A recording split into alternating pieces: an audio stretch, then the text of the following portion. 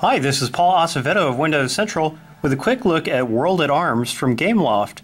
This has been released on Windows Phone for a little while now, but it just recently got updated with Xbox Live support. You see over here there's an Xbox Live button. This shows the game's various achievements. Some of them are Xbox Live enabled and you can tell by the Xbox symbol, and then some of them are not. And you can monitor your progress towards them, which is pretty cool, because a lot of them have 3 stages. World at Arms is a city building game with some player versus player stuff. Your soft currency is gold, which you use to build most of your buildings. Then you have to build military units because you're going to be attacking other people. You have human units, vehicles, and eventually you'll get land and sea units, although I'm not quite there yet. Over here the tools menu brings up the shop from which you can buy new buildings. They cost energy, so you have to keep building windmills and things that produce energy, which is, kind of a constraining mechanic, but whatever. There is a single player campaign in which you have to complete specific battles, and you have to get far enough along to unlock certain things. We'll go ahead and do a battle right now. A little bit of a story here. It's nothing you'll care about, but it fits the game. At the start of the battle, you can manually choose what units will go into it or just pick auto deploy, then pick start.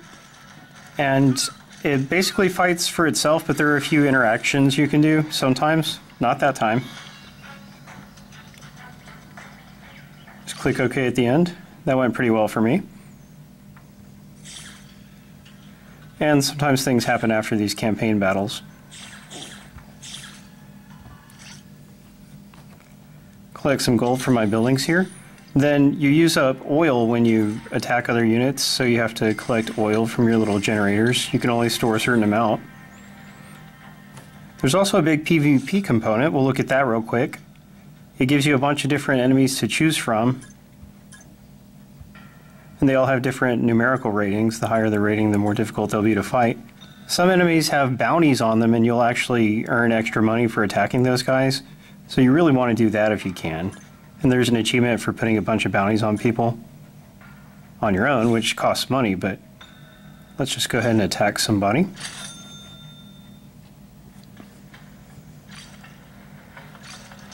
Here we go. He's only got 2 units, so this should be easy. Uh-oh, I failed to tap that in time, so we got hit. But we did defeat them. Yeah, there'll just be different items you can tap. You'll either get stuff or prevent your guys from getting hurt. You can also choose to invade human players after you attack them. And you have to do this for an in-game quest. I'm not sure it's very worthwhile to do otherwise. But you just get to see what their village looks like, and you get a little bit of social points for it. Just completed a quest, as with most of these games. You go through different quests. Alright, and I just ranked up. That's pretty cool. One cool thing about the unit creation, they cost different amounts. But if you have more than one of the same unit, then you can fuse them to make a higher level unit. So I'll make a Humvee level 2. It has more life and more attack power. So that's actually a really fun mechanic. Just building up your different soldiers and vehicles. There we go.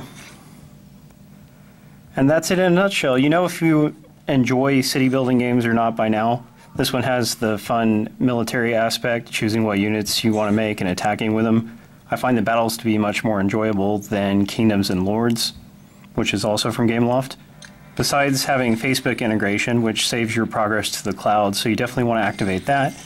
But there is also a faction system, which is clans, and we've just created a clan. It's called W Central, that's short for Windows Central, and we'd like for you guys to join. You get different rewards for being in a clan, so it's definitely worth doing, and you can meet other players and send energy to them and stuff. So World at Arms is a pretty fun game. Now that it has Xbox Live achievements, there's a lot more incentive to play it. Before it was just one military-themed city builder in a very crowded field. But now it stands out thanks to the achievements, so that's pretty cool. Thanks for watching. Read our full article at windowscentral.com.